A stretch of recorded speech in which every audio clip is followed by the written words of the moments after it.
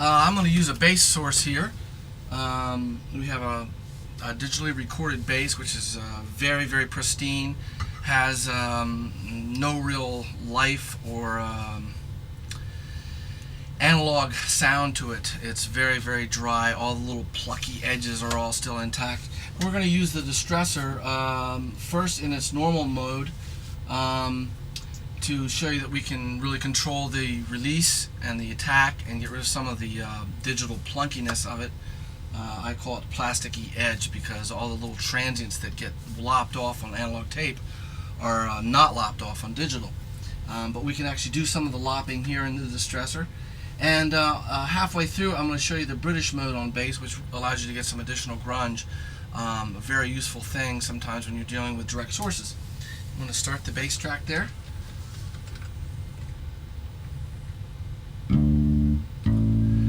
This is a gentle 6:1 ratio, and you can see it's pretty invisible. I'm going to take off the distortion modes and just add some sustain. I have a attack of 4 and release of 4, which is pretty quick. This is now 17 dB of compression on the bass.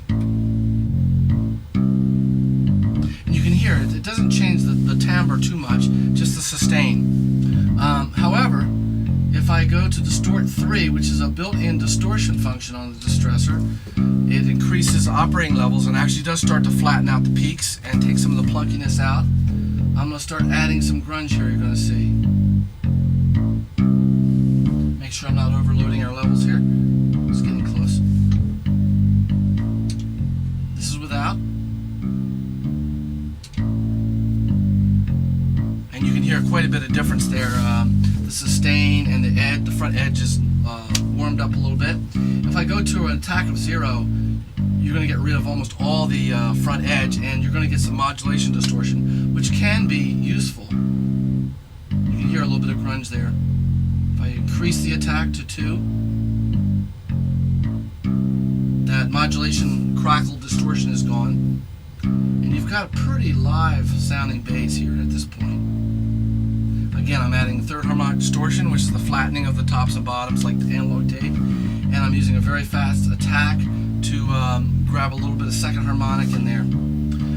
Let me now go to the British mode, which is one of the new options for previous Distressor owners. This is something you can have added at a later date, actually at any time. We send it back to the factory and we basically add a little circuit and a switch, and this is really fun on bass. You can hear it's really grunging the bass up, and it's doing that because the attack and release time constants are a magnitude faster, and also the VCA circuitry is put into a different mode. Now, a sound like this sounds over the top, but again, if you split this signal off into 2 tracks and maybe had one with the original signal and mix this distorted sound up underneath, it could almost be like a direct signal and an amp signal that you might normally track with. Again, I have a lot of control over this. By slowing up the release, I'm cleaning it up a little bit. We give you tips in the manual about how to use the release to get rid of some of the grunge. Or I can add in a lot more grunge. It's a little hot there, let me turn it down. And you can hear this is an excessive amount of fuzz, but again, you mix this up underneath a direct signal, and it could be a really, really happening sound. So anyway, that's our bass demo.